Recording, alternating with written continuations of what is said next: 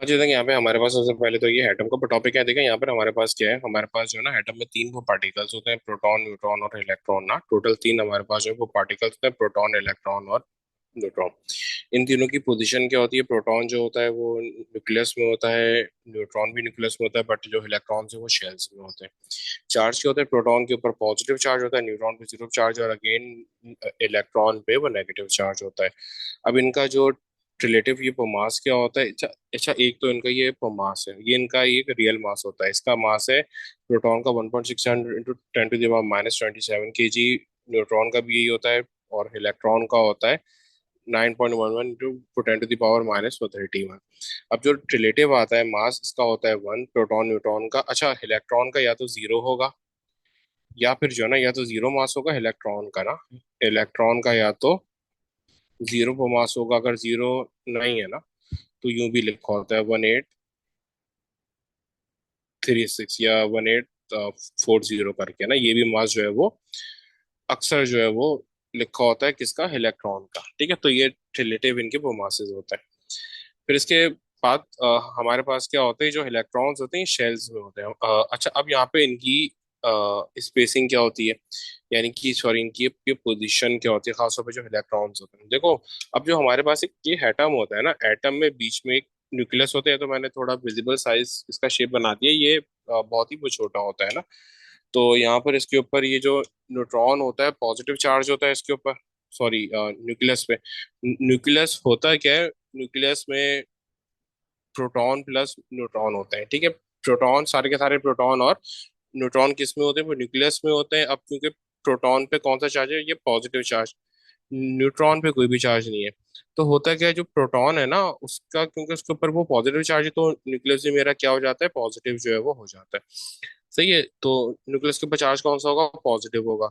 और इसके अलावा अच्छा देखो, जो हमारे पास रियल वो मास होता है ना, वो इलेक्ट्रॉन और इलेक्ट्रॉन का तो मास ये होता ही नहीं, हम तो जीरो को कंसिडर करते हैं। मास किसका होता है हमारे पास? प्रोटॉन और न्यूट्रॉन का। अब क्योंकि सारे के सारे प्रोटॉन और न्यूट्रॉन न्यूक्लियस में, तो सारे का सारा एटम का मास ऑलमोस्ट तकरीबन सारे का वो सारा मास जो है वो न्यूक्लियस के अंदर होता है। अब होता क्या है, न्यूक्लियस के बाहर शेल्स होते हैं, शेल्स में इलेक्ट्रॉन्स होते हैं। शेल्स होते हैं क्या है? शेल्स हमारे पास एनर्जी वो लेवल्स होते हैं।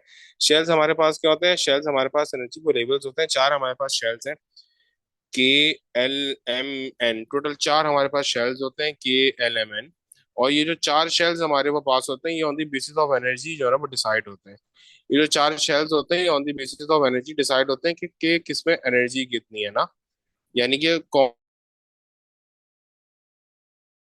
एनर्जी जो है ना वो डिसाइड होते हैं हमारे पास। ठीक है, ये जो शेल्स होते हैं on the basis of energy decide होते हैं। जैसे फर्ज करो कि मैंने यहाँ पे कहा कि भाई मेरे पास जो है ना यहाँ पे जो इलेक्ट्रॉन है।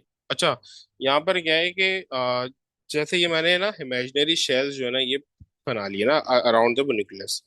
ये मैंने शेल्स जो है वो बना लिए ना चार। अब है क्या कि देखो, एक ये इलेक्ट्रॉन यहाँ पर है ना। अब मैंने कहा कि भाई ये जो इलेक्ट्रॉन है ना ये न्यूक्लियस के बिल्कुल करीब है। अब मैंने कुछ इमेजिनरी वैल्यूज ये डिसाइड कर ली। ये वैल्यूज जाहिर सी बात है चेंज है, या तो मैंने आपको अपनी तरफ से वैल्यूज को बता रहा हूँ। मैंने कहा कि भाई अगर ये वो न्यूक्लियस इस इलेक्ट्रॉन को कि 10,000 की एनर्जी से अपनी तरफ खींच रहा है, तो ये के शेल है। यानी कि जिस इलेक्ट्रॉन पे, जिन इलेक्ट्रॉन्स पे न्यूक्लियस की सबसे ज्यादा एनर्जी होगी, वो के शेल होंगे। फिर मैंने वो देखा कि भाई यहाँ पे इलेक्ट्रॉन है, तो जो न्यूक्लियस की एनर्जी है ना वो उसके पास वो 1000 की है, तो ये एल वो शेल हो गया। तो अगर ये न्यूक्लियस किसी इलेक्ट्रॉन को जो है वो 100 की एनर्जी से अट्रैक्ट कर रहा होगा, तो वो एम शेल हो जाएगा। और अगर वही न्यूक्लियस किसी इलेक्ट्रॉन को वो 10 की एनर्जी से शेयर कर होगा, तो वो एन शेल हो जाएगा। यानी on the basis of energy मैंने डिसाइड कर लिया कि भाई अगर ये इतनी एनर्जी से शेयर कर रहा है, यानी कि इतनी एनर्जी से किसी ये इलेक्ट्रॉन को अपनी तरफ खींच रहा है न्यूक्लियस, तो वो के शेल है। अगर इतनी से खींच रहा है तो एल शेल है, अगर इतनी से खींच रहा है तो एम शेल है, और अगर इतनी से खींच रहा है तो ये एन शेल है। सही। तो अब होता क्या है कि इनमें हर इलेक्ट्रॉन में स्पेसिफिक नंबर ऑफ इलेक्ट्रॉन्स आते हैं। जैसे मेरे पास यहाँ पे के शेल है, के शेल में 2 इलेक्ट्रॉन्स हैं, एल शेल में 8 होते हैं, इसमें 18 आ सकते हैं और इसमें 32। बट होता क्या है, इन आर IGCSE और इन हो लेवल्स और GCSE, हम इसमें सिर्फ 8 इलेक्ट्रॉन ही मैक्सिमम फिल करते हैं। इससे ऊपर नहीं आते, क्योंकि हमारे पास यहाँ पे जो हमारा मकसद होता है वो होता है ऑक्टेट को पूरा करना। हमारा यहाँ पे मकसद कभी भी फुल फॉर्म वो नहीं होता कि मैं पूरा फिल कर लूँ ना। मेरा हमारा यहाँ पे पर्पस होता है कि ऑक्टेट पूरा करना। तो हम यहाँ पे क्या करते हैं, ऑक्टेट जो है ना वो पूरा वो करते हैं, ठीक है। अच्छा, अब ये इसी तरीके से जो ये इलेक्ट्रॉन, प्रोटॉन, न्यूट्रॉन है, इनके लिए एक एक्सपेरिमेंट आता है। हम क्या करते हैं कि यहाँ पे ना ये इलेक्ट्रिक फील्ड जो है ना क्रिएट करते हैं, ठीक है। ये इलेक्ट्रिक फील्ड है, इसको हमने नेगेटिव एंड से कनेक्ट किया हुआ है, ये एक दूसरी वो प्लेट है।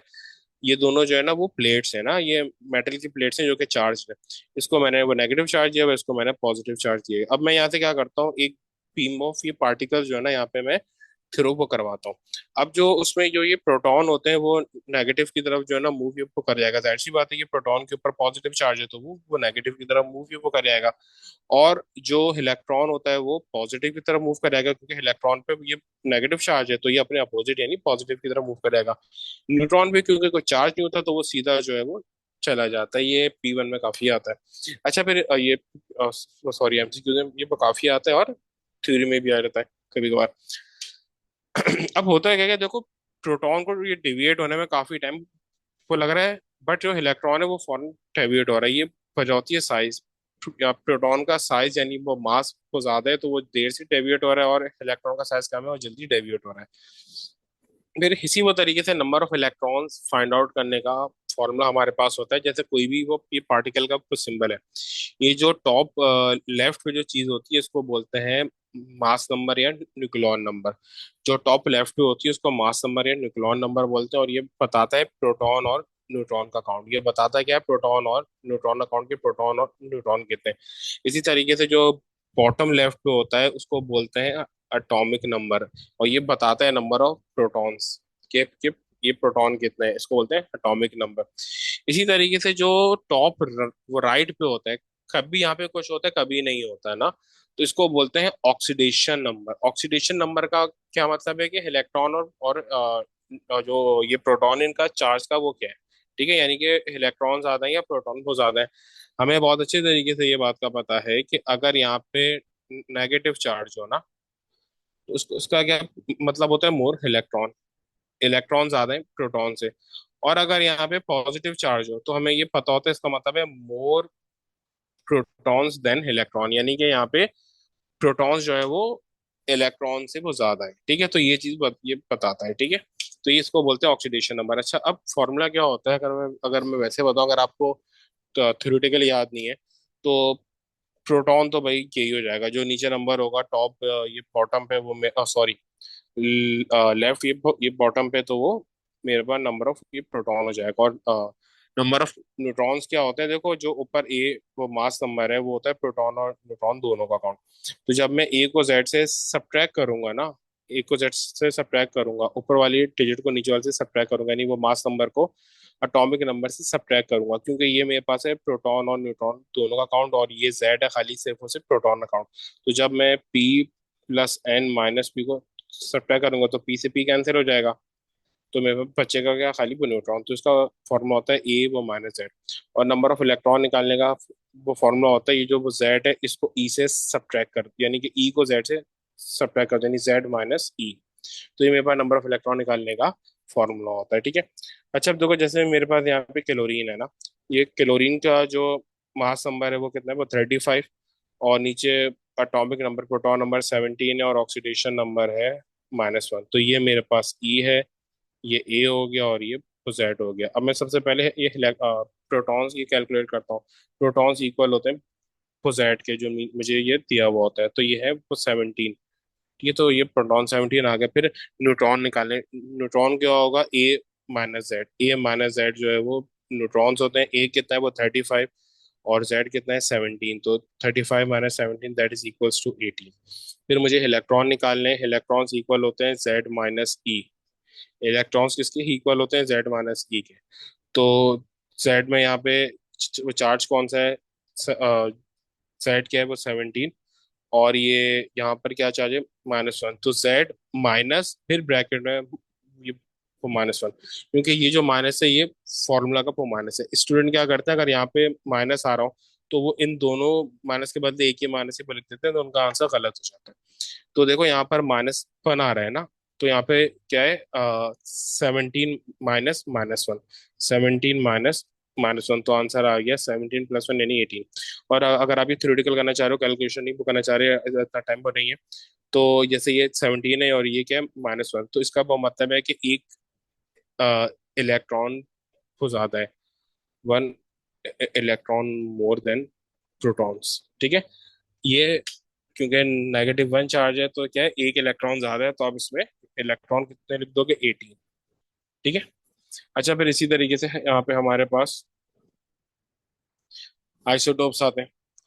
आइसोटोप्स का हमें याद है, आइसोटोप्स का क्या है, ये आइसोटोप्स होते क्या है, same number of element with the same number of protons, element with the same number of proton and electrons, but different number of neutrons, यानी कि जिसमें नंबर ऑफ ये न्यूट्रॉन्स क्या हो वो डिफरेंट हो। इसी वो तरीके से क्या होता है, यहाँ पे कुछ चीजें सेम होती हैं, कुछ चीजें जो है वो डिफरेंट होती हैं। अगर मैं आइसोटोप को ले रहा हूँ तो number of protons electron same होंगे, अगर इलेक्ट्रॉन सेम है तो इलेक्ट्रॉनिक कन्फिगरेशन भी सेम होगी, और केमिकल प्रॉपर्टीज भी सेम होगी। केमिकल प्रॉपर्टीज का मतलब ही यही होता है, इलेक्ट्रॉन का ट्रांसफर, इलेक्ट्रॉन का रिएक्शन में इंगेज होना। सही। सही है, इसमें इसका शेयर करना, ठीक है। फिर अच्छा देखो, ये चीज ना बहुत बहुत ज्यादा आती है कि जो केमिकल प्रॉपर्टीज है वो किसके ऊपर डिपेंड करती है। भाई केमिकल प्रॉपर्टीज इलेक्ट्रॉन के ऊपर डिपेंड करती है ना। अगर यहाँ पे मेरे पास ये आइसोटोप है, उसमें नंबर ऑफ प्रोटॉन्स और ये इलेक्ट्रॉन सेम है, तो जाहिर सी बात है इलेक्ट्रॉनिक कन्फिगरेशन भी सेम होगी। तो अगर इलेक्ट्रॉनिक कन्फिगरेशन सेम है तो केमिकल प्रॉपर्टीज भी सेम होगी, क्योंकि chemical properties are dependent on the number of electron. इसी तरीके से आइसोटोप में नंबर ऑफ न्यूट्रॉन को डिफरेंट है, जाहिर सी बात है न्यूट्रॉन चार्ज कैरी पार्टिकल होता है एक एटम का, तो मास वो डिफरेंट होगा। अगर मास वो डिफरेंट है तो दैट्स वाई फिजिकल प्रॉपर्टीज ही वो डिफरेंट होगी। अब यहाँ पे ये हमारे पास आइसोटोप ये होते क्या है, देखो जैसे असल में एक चीज होती है कि आइसोटोप का एयर को निकालना। जैसे फर्स्ट को मेरे पास क्लोरीन है, क्लोरीन के दो आइसोटोप्स होते हैं, एक होता है क्लोरीन को 37 और एक होता है क्लोरीन को 35। लेकिन जो हम क्लोरीन का हेयर लेते हैं, एटॉमिक मास या फिर रिलेटिव एटॉमिक मास लेते हैं, वो हम 35.5 लेते हैं। तो हम ये 35.5 क्यों ले रहे हैं भाई, हम इसमें किसी एक आइसोटोप का मास क्यों नहीं बता देते, हम क्या करते हैं, एवरेज बताते हैं कि भाई कोई किसी आइसोटोप का जो ये एवरेज क्या आएगा दोनों आइसोटोप का। तो एवरेज हम ये कैलकुलेट किस तरीके से करते हैं, तो हम क्या करते हैं कि जो मास है उसको क्या करेंगे, उसकी एबंडेंस से मल्टीप्लाई करेंगे। सही है। तो mass of one isotope multiply by it's abundance and plus bracket mass of second isotope multiply by the abundance of second isotope divide by 100, ठीक है। तो ये हमारे पास जो है वो आ जाता है। अच्छा, फिर देन होता है क्या, जैसे हमारे पास यहाँ पे दो आइसोटोप है ना, तो पहले एक आइसोटोप का मास लिया 35, उसकी एबंडेंस कितनी है 75, तो 35 × 75। फिर एक आइसोटोप का मास है वो 37, इसकी एबंडेंस क्या है 25, तो 37 × 25 डिवाइडेड बाय 100। अच्छा, ये 100 क्या होता है कि जितनी आपके पास ये एबंडेंस हो ना, उससे आप क्या करते हैं, डिवाइड कर देते हैं। अच्छा, अभी बीच में कुछ क्वेश्चन आए कि उन्होंने परसेंटेज के बदले रेशो को दे दिया था। अगर मैं इसका रेशो देखूं तो इसका रेशो क्या आएगा, चलो जो भी एक्स वाई, जैसे फर्स्ट को इसका ये है, ये होगा 2.5 और ये होगा 7.5। इस तरीके से भी आएगी, उन्होंने क्या किया, रेशो दे दिया है। और मैं अगर पैसे देखूं उसको 2.5 या 7.5 नहीं बोलूं, तो मैं उसको 1/3 भी बोल सकता हूँ। ये होगा 1 और ये होगा 3। ये 75 और 25 में यही वो रेशियो है ना 1/3 का, तो इस तरीके से भी क्वेश्चन है। तो आप यहाँ पे फिर ये इंस्टेड ऑफ ये एबंडेंस ये परसेंटेज आप क्या लिखोगे, यहाँ पे रेशियो को लिखोगे। ये यहाँ पर जो इंस्टेड ऑफ 75 को 3 आ जाएगा, यहाँ पे इंस्टेड ऑफ 25 जो 1 आ जाएगा, और नीचे भी उसी है ये एबंडेंस का जो है वो सम आएगा, यानी कि 4।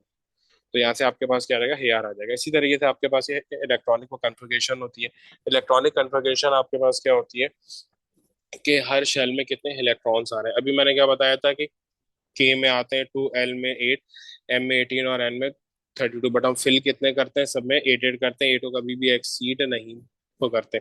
जैसे मेरे पास कार्बन है, कार्बन के पास 6 इलेक्ट्रॉन्स है ना, तो फर्स्ट शेल में आ जाएंगे टू, फिर जब अच्छा, एक बात याद रखना, जब एक शेल खत्म होता है तभी दूसरा वो शेल आता है। फिर अभी जो ये ट्रांजिशन मेथड ये पकाना है वो तो आपके पास ये हे टू में आएंगे ना, तो आप बिल्कुल ये हे लेवल एंड पे कर रहे होगे, ठीक है। तो वो एक अलग चीज होती है, उसका कुछ वो रीजन अलग होता है। अब यहाँ पे क्या है, यहाँ पे बिल्कुल तो सिंपल वाली एक चीज याद रखनी है कि एक अगर शेल खत्म होगा तभी वो दूसरा शेल ये स्टार्ट होगा। जैसे कार्बन है, फर्स्ट शेल में टू इलेक्ट्रॉन है, तो सेकंड कार्बन है टोटल सिक्स है, तो फर्स्ट शेल में टू आएंगे, फिर वो कितने बचे फोर, वो सेकंड शेल में आ जाएंगे। इस तरीके मेरे पास फ्लोरीन है, फ्लोरीन के पास नाइन इलेक्ट्रॉन्स है, तो फर्स्ट शेल में टू, देन सेकंड शेल में सेवन। अब फ्लोरीन नेगेटिव का मतलब है टेन इलेक्ट्रॉन, तो फर्स्ट शेल में टू और सेकंड शेल में ये हीट हो जाएंगे, ठीक है। अब इसी तरीके से मैग्नीशियम है, मैग्नीशियम के फर्स्ट शेल में ट्वेल्व इलेक्ट्रॉन हो गए, तो सही है, सॉरी टोटल ट्वेल्व है। और अगर मैं मैग्नीशियम प्लस टू बोलूंगा तो मैग्नीशियम प्लस टू का, ये प्लस टू का मतलब क्या है कि दो इलेक्ट्रॉन तो कम है, माइनस टू का मतलब है दो इलेक्ट्रॉन तो ज्यादा है। ऊपर यहाँ पे ये फ्लोरीन का चार्ज था वो माइनस वन, तो ये वो नाइन से टेन हो गया, तो प्लस टू का मतलब है कि दो इलेक्ट्रॉन क्या है वो कम है, तो इसमें कितना हो जाएंगे वो टेन, तो टू और ये एट टू, यानी कि ट्वेल्व का मतलब क्या है कि पहले शेल में आ गए टू, देन सेकंड शेल में एट, एट से ज्यादा हम फिल, अच्छा पहले शेल में टू से ज्यादा ही वो फिल होते हैं एक्सेप्ट के शेल, फर्स्ट शेल सब में एट एट ही वो फिल होते हैं, सही है। तो सेकंड शेल में एट आ गए, पहले में टू, तो बचे कितने, टू, टू यहाँ पर आ गए, ठीक है। इस तरीके जैसे मेरे पास कैल्शियम है, कैल्शियम के पास ट्वेंटी इलेक्ट्रॉन्स है, तो फर्स्ट शेल में टू, सेकंड शेल में एट, टोटल कितने हो गए, एटीन। फिर थर्ड शेल में अगेन क्या आ गया, वो टू आ गया, फिर उसके बाद ये जो बचा हुआ यहाँ पे आ गया, तो इस तरीके से ये हमने इसमें ये फिलअप करता है।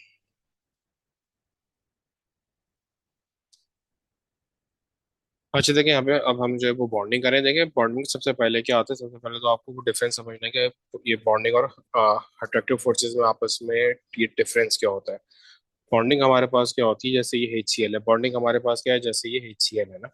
अब इसमें जो ये फोर्स है ना एच और सी एल के बीच में, यानी कि force with in a molecule, जो एक मॉलिक्यूल के अंदर फोर्स है जिसने इन दोनों ये एटम को पकड़ के रखा हुआ है, तो ये मेरे पास ये बॉन्डिंग है।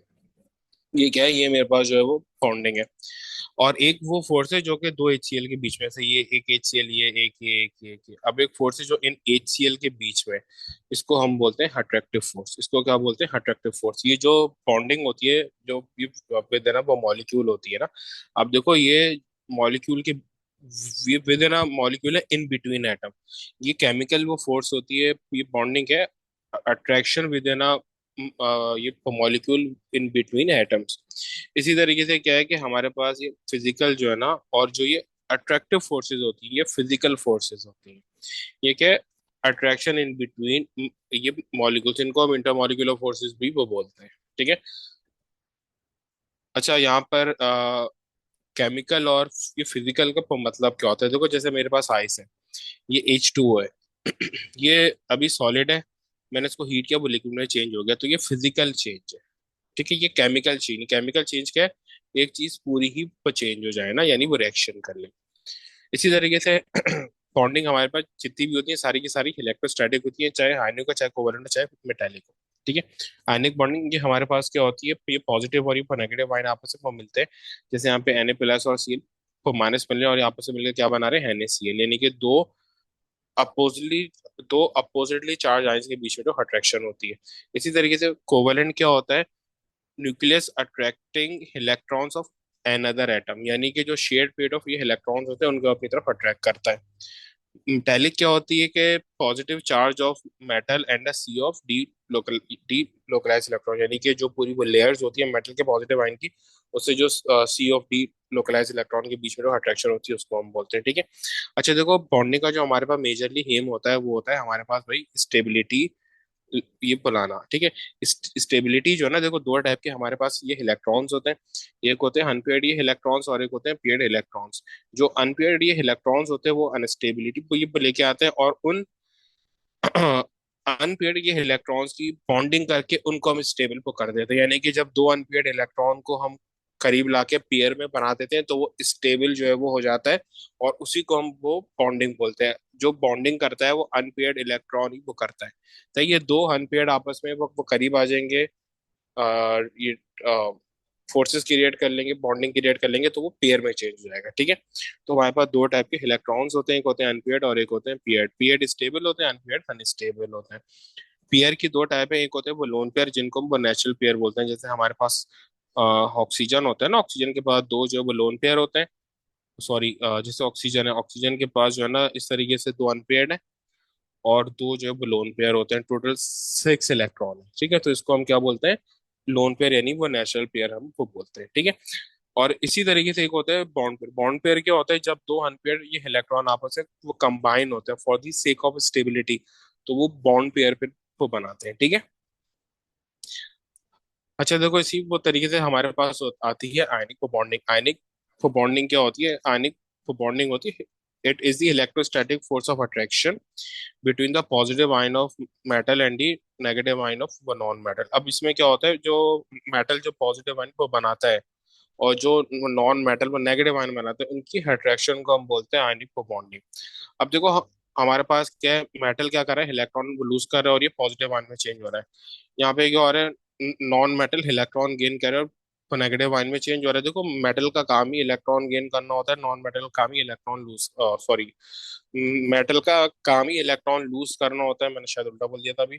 मेटल का काम ही इलेक्ट्रॉन लूज करना होता है और वो नॉन मेटल का काम ही इलेक्ट्रॉन गेन करना होता है। तो जब नॉन मेटल इलेक्ट्रॉन गेन करता है तो नेगेटिव चार्ज में वो आ जाता है, जब मेटल गेन करता है तो पॉजिटिव चार्ज में आ जाता है। तो इस पॉजिटिव और वो नेगेटिव चार्ज की अट्रैक्शन होती है उसको बोलते हैं आयनिक बॉन्डिंग। जैसे Na ने इलेक्ट्रॉन लूज किया, Na प्लस में चेंज हो गया, यही इलेक्ट्रॉन Cl ने गेन किया, तो Cl वो माइनस में चेंज हो गया। अब ये Na प्लस और Cl नेगेटिव, इनकी जो अट्रैक्शन होगी उसको बोलेंगे बॉन्डिंग। ठीक है, ये अपोजिटली चार्ज आयंस के बीच में अट्रैक्शन होगी उसको बोलेंगे बॉन्डिंग। अच्छा, अब देखो इसी तरीके से हम इसमें डॉट एंड क्रॉस जो है ना स्ट्रक्चर को बनाते हैं। जैसे यहाँ पे है ना यू करके था, Na के यहाँ पर एक और शेल था। ठीक है, तो फर्स्ट शेल में 2 इलेक्ट्रॉन है, सेकंड शेल में 8 है और थर्ड शेल में 1 इलेक्ट्रॉन था। अब देखो मेटल क्या करता है, एक बात याद रखना, मेटल हमेशा अपना वैलेंस इलेक्ट्रॉन रिमूव करता है और यानी पूरा वो खत्म करता है।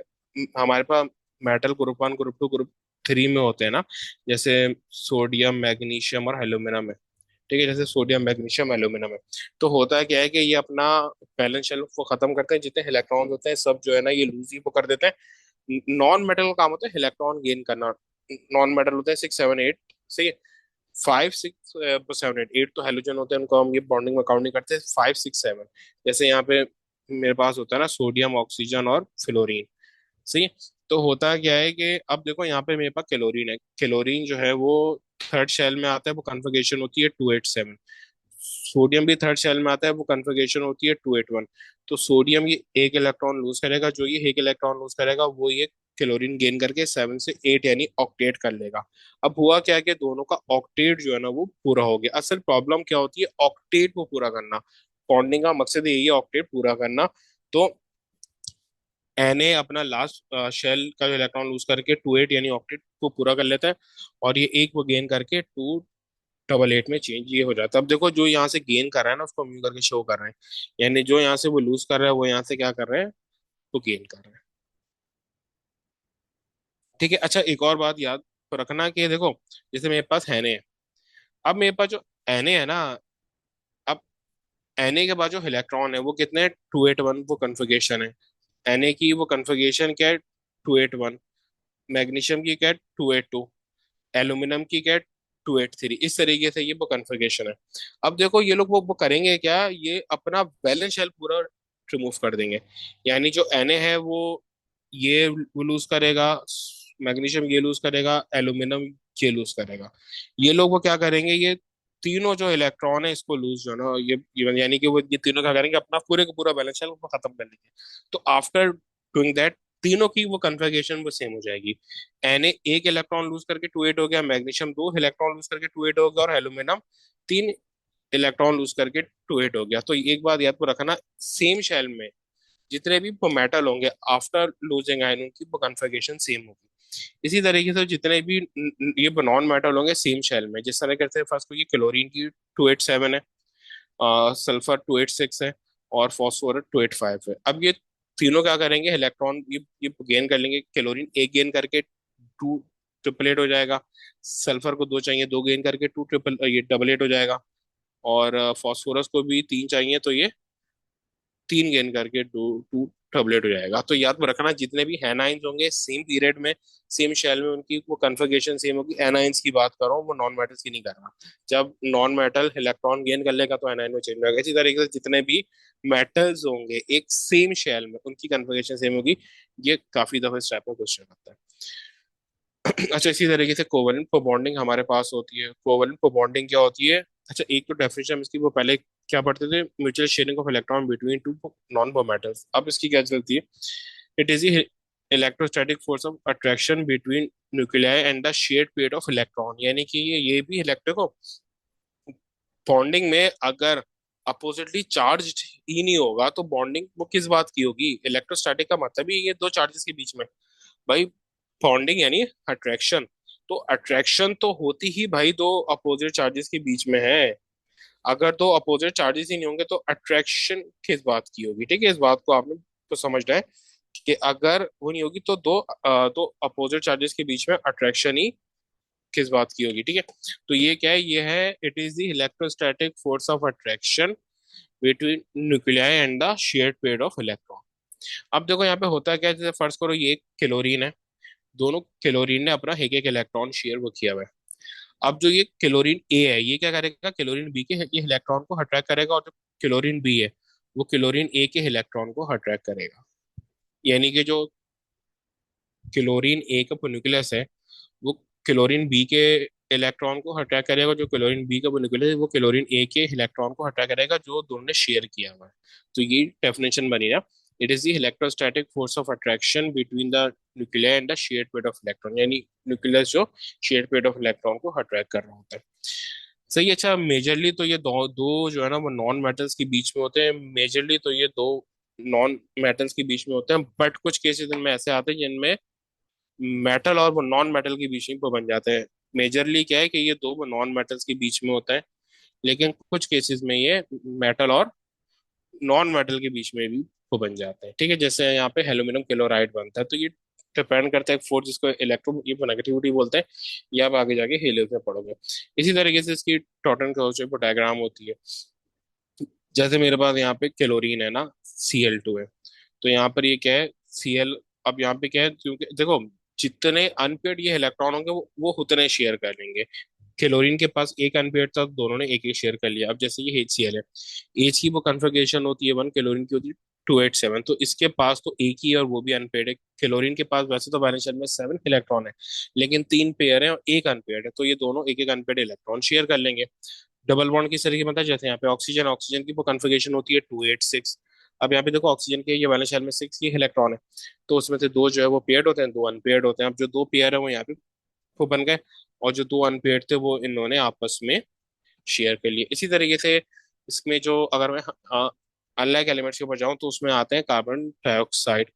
तो CO2 में मेरे पास ऑक्सीजन की जो कन्फिग्रेशन होती है वो 286 होती है, यानी वैलेंस शेल में 6 इलेक्ट्रॉन है और दो अनपेयर्ड है ना। दो वो पेयर होंगे, तो ऐसी बात है दो अनपेयर्ड होंगे। जो कार्बन है उसके वैलेंस, उसकी वो कन्फिग्रेशन होती है 2 4, और उसके वैलेंस शेल में 4 इलेक्ट्रॉन है और चार के चार अनपेयर्ड होते हैं।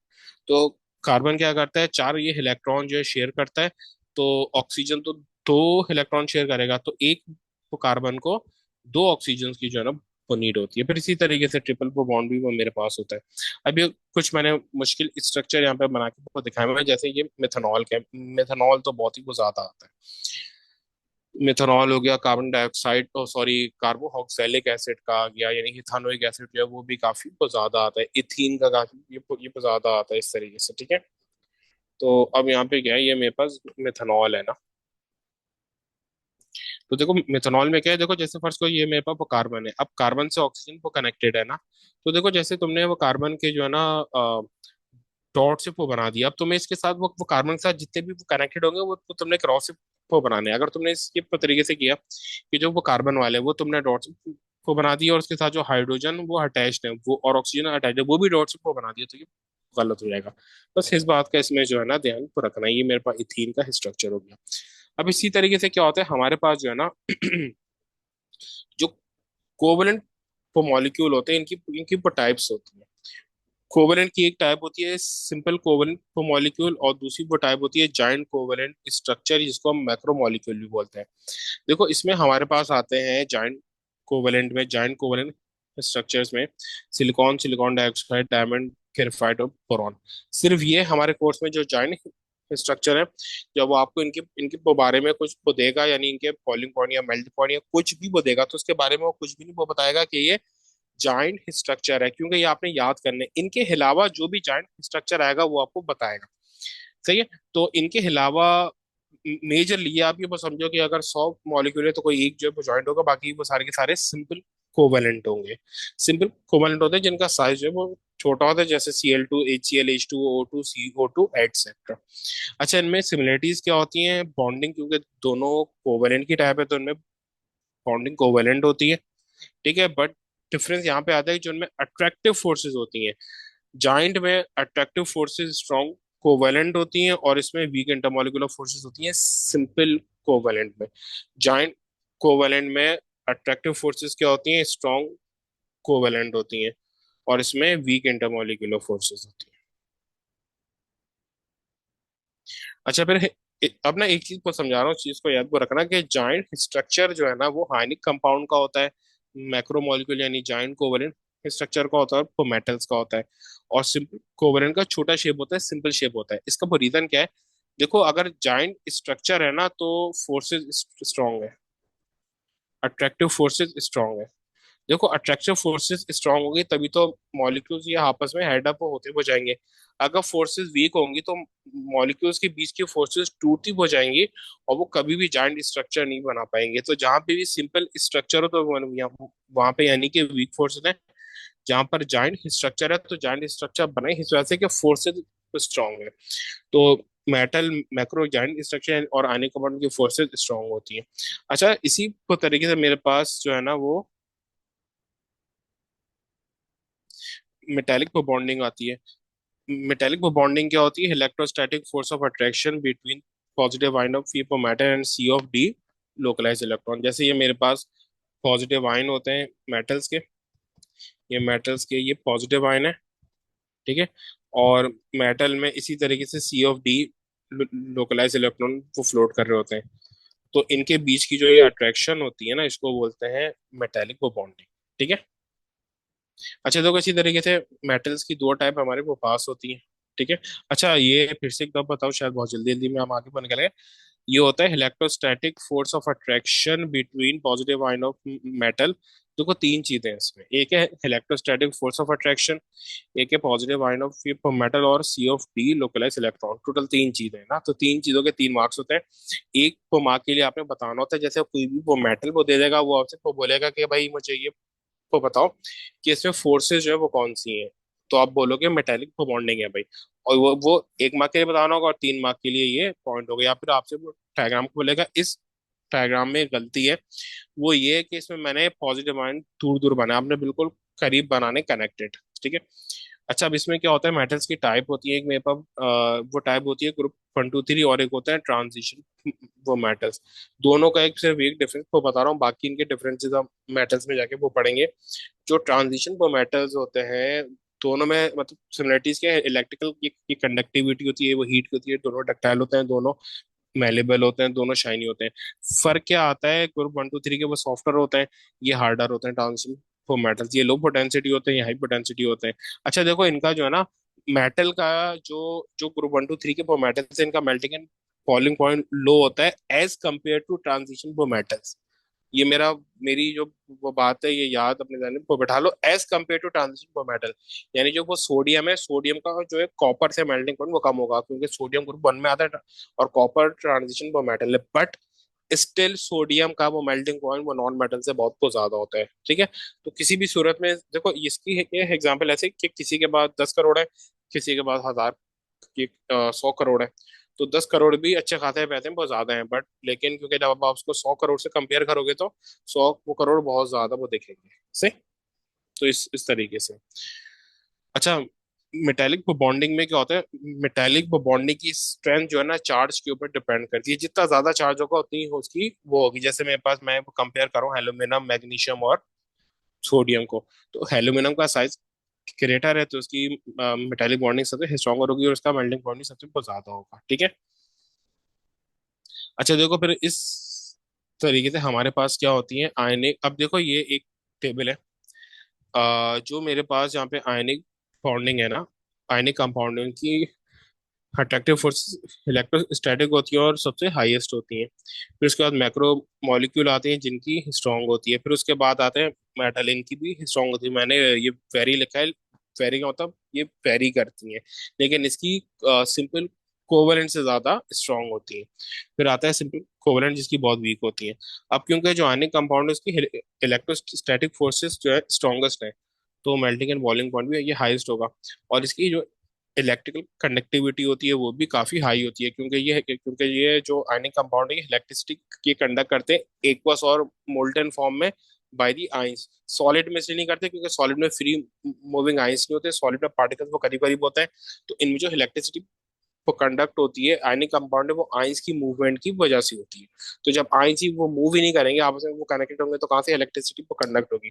यस, ये सॉलिबिलिटी भी इनकी होती है, ये सॉलिबल भी होते हैं वाटर में। वाटर में सॉलिबिलिटी अभी फिलहाल जो आपके कोर्स में वो डिपेंड करती है चार्ज पे, क्योंकि आयनिक कंपाउंड में चार्ज होता है तो वो ये वाटर में वो सॉल्युबल होते हैं। सॉलिबिलिटी इन वाटर डिपेंड करती है चार्ज पे, क्योंकि आयनिक कंपाउंड पॉजिटिव और नेगेटिव आयन से मिलकर बनते हैं, तो इसलिए इसमें ये सॉल्युबल होता है, ठीक है। बाकी जो मैक्रो मॉलिक्यूल हैं उनमें ना इलेक्ट्रिकल कनेक्टिविटी भी नहीं होती, सॉलिबिलिटी भी नहीं होती। सिंपल कोवलेंट में भी, अच्छा इलेक्ट्रिकल कंडक्टिविटी मैक्रोमोलिक्यूल में सिर्फ एक की होती है, ग्रेफाइट की। उसका आपको पता है ग्रेफाइट का स्ट्रक्चर यूं करके होता है, यूं करके एक कार्बन 3 कार्बन से कनेक्टेड होता है और एक इलेक्ट्रॉन फ्री होता है। वो इलेक्ट्रॉन इलेक्ट्रिसिटी वो कंडक्ट करता है, तमाम मैक्रोमोलिक्यूलर से भी ग्रेफाइट इलेक्ट्रिसिटी वो कंडक्ट करता है।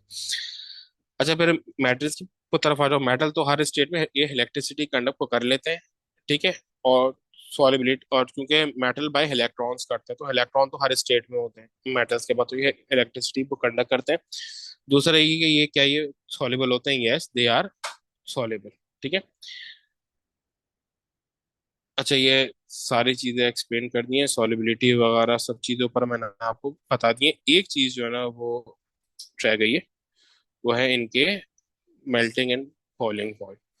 देखो जो मेल्टिंग एंड वो बॉइलिंग पॉइंट है वो अट्रैक्टिव फोर्सेस के ऊपर डिपेंड करता है। Greater the attractive forces greater the temperature needed to for melting and for boiling. तो जितनी अट्रैक्टिव फोर्सेस स्ट्रॉन्ग होंगे उतना ही मेल्टिंग पॉइंट बहुत ज्यादा होगा। अब जो आयनिक वो कंपाउंड है उसमें उसमें सबसे स्ट्रॉन्ग फोर्स होती है क्योंकि आयंस के बीच में होती है, इस वजह से ये इसमें जैसे मेरे फर्स्ट को NaCl है। अब NaCl1 का ये नेगेटिव चार्ज NaCl2 के पॉजिटिव चार्ज को अट्रैक्ट कर रहा है, NaCl2 का नेगेटिव चार्ज NaCl3 के पॉजिटिव चार्ज को अट्रैक्ट कर रहा है, ठीक है। तो इसकी जो अट्रैक्टिव फोर्स है वो सबसे स्ट्रॉन्गेस्ट होती है, सबसे ज्यादा हीट चाहिए होती है। अच्छा बट अगर वो मुझे दो आयनिक कंपाउंड में कंपैरिजन कर दे, क्योंकि यहाँ पे तो साइज वाला जो है वो आता नहीं, सिर्फ वो चार्ज वाला ही चलता है ना इन योर ये होले।